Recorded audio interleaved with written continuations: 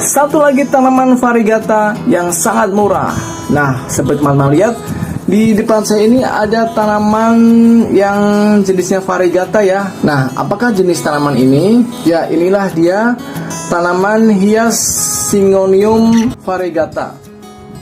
Lihat penampakannya ya.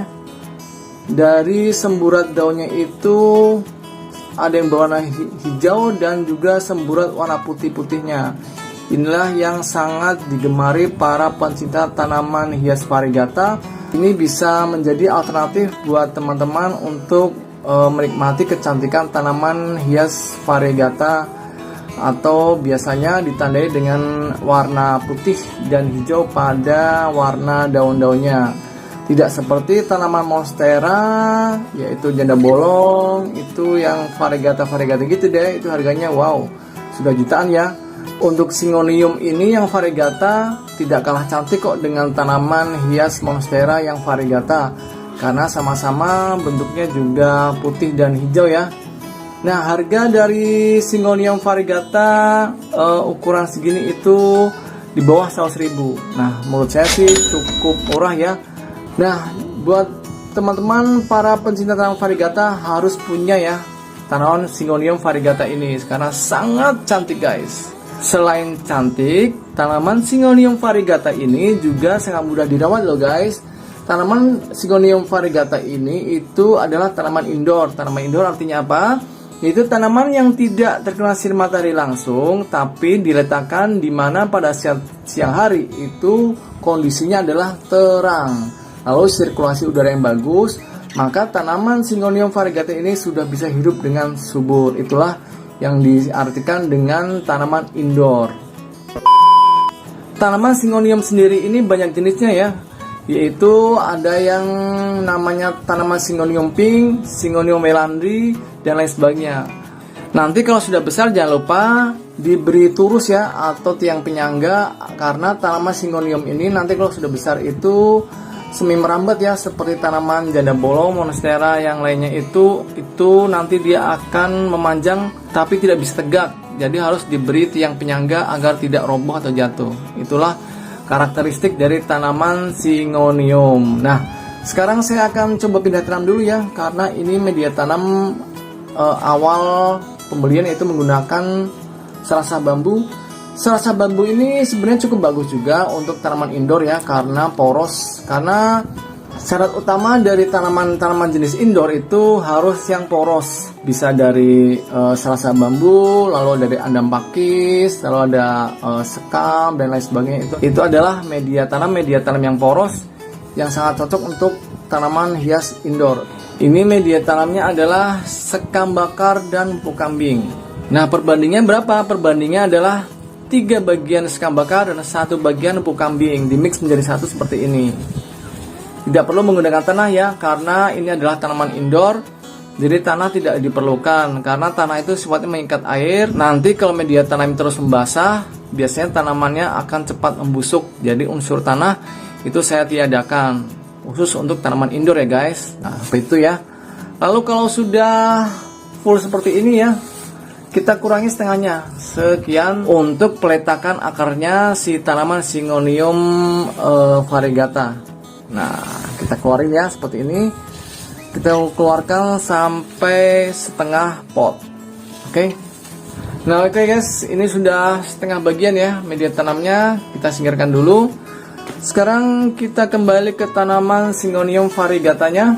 Sekarang kita coba untuk mengeluarkannya, karena ini juga potnya lebih kecil ya, dan ini potnya lebih besar. Nah itu, jadi saya pindah tanam ke pot yang lebih besar, lalu media tanamnya baru pula. Nah, kita miringkan, lalu kita tekan perlahan ya. Nah, kita tekan. Nah, tara, ini ya sudah keluar. Sekarang saya akan mencoba mengurangi dari media tanam bawaan ya, yaitu sekam mentahnya, dengan cara ditepuk seperti ini. Nah, kita goyang-goyang aja ya. Nah, oke guys, ini saya sudah mengurangi dari media tanamnya ya. Ini saya tidak habiskan untuk media tanam bawaan, karena mencegah dari yang namanya akar terputus.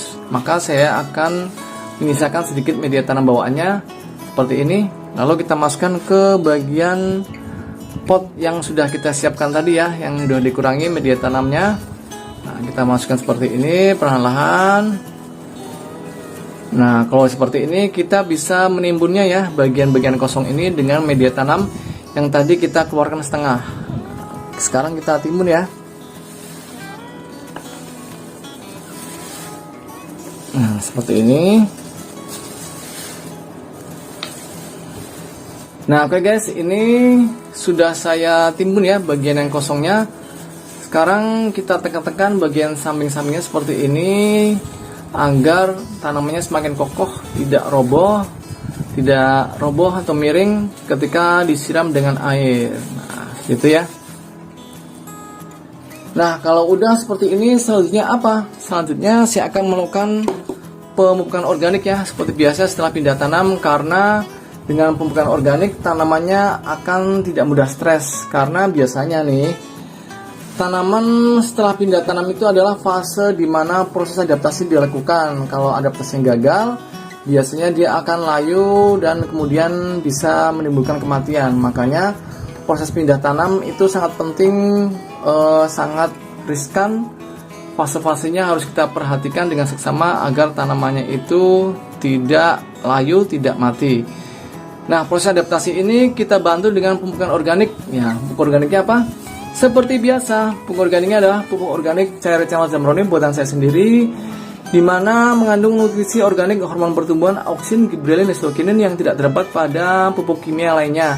Ini sangat penting ya buat pertumbuhan tunas-tunas baru, munculnya tunas-tunas baru, terus tumbuh tidak berhenti, sehingga tanamannya akan semakin rimbun, lalu daun-daun muncul segar, warnanya juga tegas. Itulah manfaat dari pemupukan organik. Pupuk organik ini bisa teman-teman dapatkan ya, silakan via WA di 0812 874 7441. Order sekarang juga agar tanaman apapun di rumah teman-teman bisa subur dan semakin rimbun dengan warna daun yang semakin kinclong dan segar. Oke? A few moments later. Nah, sekarang saya siapkan air sebanyak 1 liter. Pupuk organiknya adalah 60 ml ya untuk dicampurkan.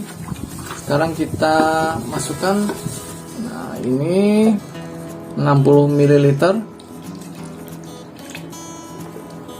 Kita campurkan ke air 1 liter.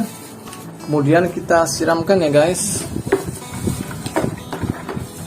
Nah, oke. Kita siramkan ke bagian perakarannya. Kita tunggu sampai turun ya air pupuknya dari lubang drainasenya. Kalau sudah keluar berarti itu tandanya pupuknya sudah mencapai akar.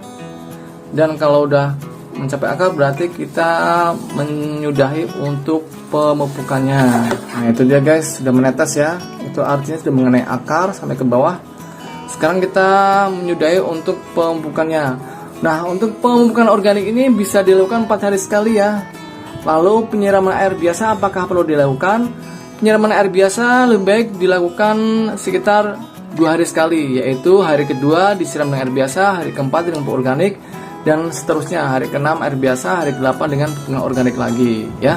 Lalu untuk pupuk susulan, pupuk NPK, nanti saya share ya di video yang lain biar teman-teman tahu ya cara perawatan agar tanamannya semakin subur dengan ekstra tambahan pupuk NPK. Oke ya, sampai di sini aja.